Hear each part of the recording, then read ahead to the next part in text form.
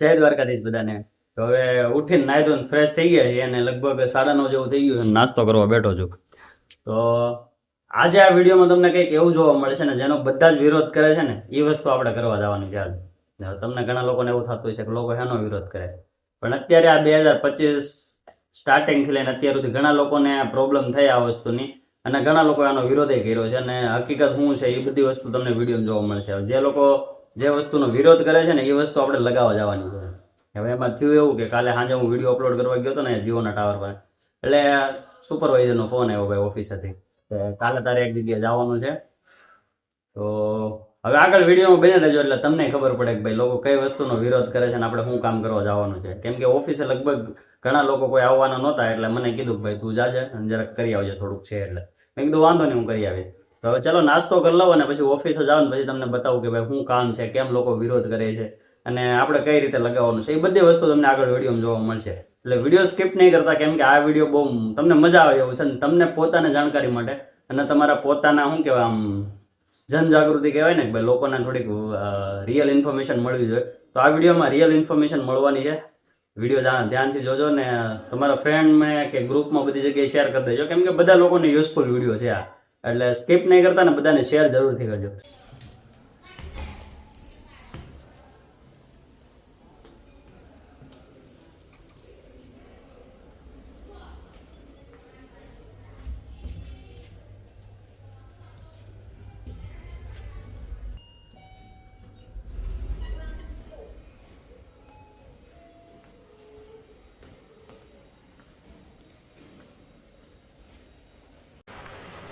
તો હવે બોક્સ લઈને આપણે સાઈડ પર જઈએ છીએ. હવે હું જ્યાં તમને કહેતો હતો ને કે ભાઈ લોકોને બહુ વિરોધ છે આ વસ્તુનો.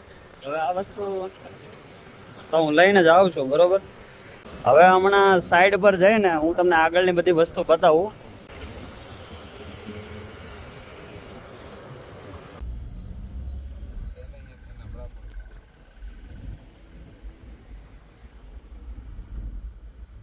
તો ભાઈ હવે 6 વાગી ગયા છે ને હું ઘરે જતો હતો, પણ ઘરે રસ્તામાં કંઈક લોકેશન આવું આવતું હતું એટલે મેં કીધું વિડીયો જરાક આપણું બાકી હતું ને પહેલાં શૂટ કરી દઉં.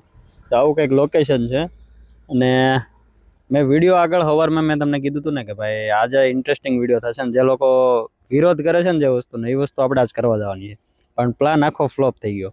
હવે એમાં થયું એવું કે જે વસ્તુ કરવા હું ગયો હતો ને અહીંયા એવું હતું કે મોબાઈલ કેમેરા કે ફોટોગ્રાફી કે વિડીયોગ્રાફી બધું સ્ટ્રિક્ટલી પ્રોહિબિટેડ હતું. એટલે ત્યાં આપણે વિડીયો રેકોર્ડિંગ કરી શકીએ ને એવું હતું.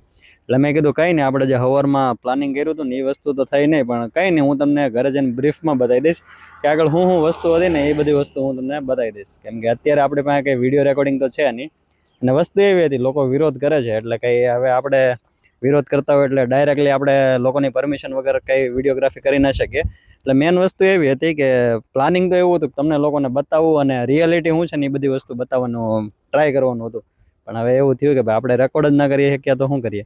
કંઈ નહીં, હવે હું ઘરે જઈને તમને બ્રીફમાં બતાવું કે તમને બધું કહીશ કે ભાઈ જે લોકો જે વસ્તુનો વિરોધ કરે છે એ વસ્તુનો કેમ વિરોધ કરે છે અને એનું કારણ શું છે અને હકીકતમાં રિયાલિટી શું છે એવું બધું છે, બરોબર. તો આ અત્યારે ઘરે જતો હતો ને એટલે મેં કીધું લોકેશન સારી હતી ને શાંતિવાળું હતું. મેં કીધું અહીંયા થોડુંક શૂટ કરી લઉં. બાકી જો લોકેશનમાં કઈ ઘટે નહીં ભાઈ, એકદમ મસ્ત ગામડા જેવી વાઇબ આવે.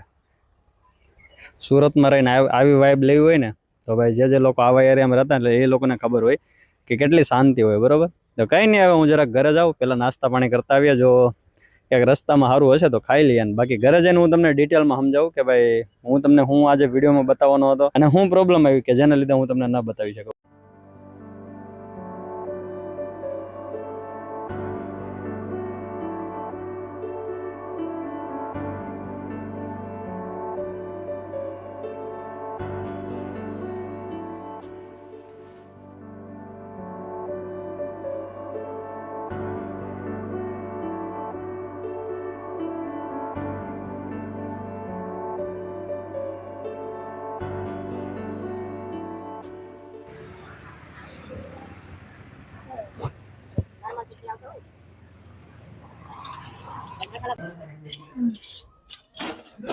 એટલે આજ તો બે રસોઈ લાગે છે રસોડામાં. અમી શું તું હું બનાવે છે? અમી શું આજ અમીષાને રસોઈ બનાવવાની છે. અમીષા રસોઈ બનાવે. શાનું શાક બનાવવાનું છે? ટમેટાનું. હે તો આ એક ટમેટો કેમ વધ્યું છે? હજી સુધારવાનું છે. અમીષા શાક રોટલી બનાવે છે ને એટલે. કા અમીષા? હવે તું હરકો બનાવતા શીખી જાય ને એટલે પછી હંમેશાની વાત કરજો. પણ હું તો ફોન નથી જોતી, ફોન જોવે છે એટલે એને વેલા હાર આવડી જાય ને. અમીશુ દાદાનો ફોન રોજ જોવે. કા અમીષા? તો હવે સેવ ટમેટાનું શાક છે ને જો આવા કંઈક ટમેટા સુધાર નાખ્યા છે, મીઠું નાખીને લાય હું ખાઈ નાખું. અમીશુ ને હું અમે બે ખાઈ નાખીએ.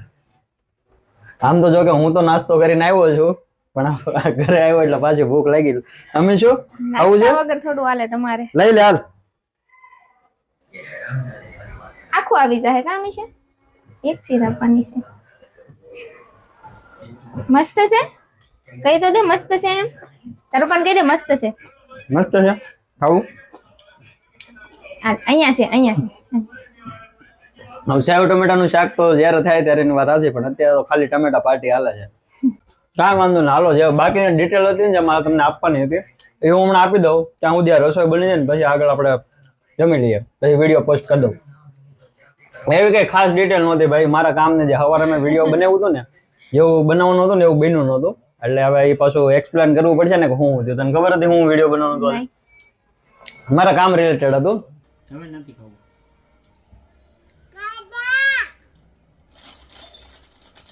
હવે નથી ખાવું. નહીં નહીં નહીં હવે નથી ખાવું. તું ખા, તું ખા, તું ખાઈ લે. બસ મજા આવી ગઈ ને?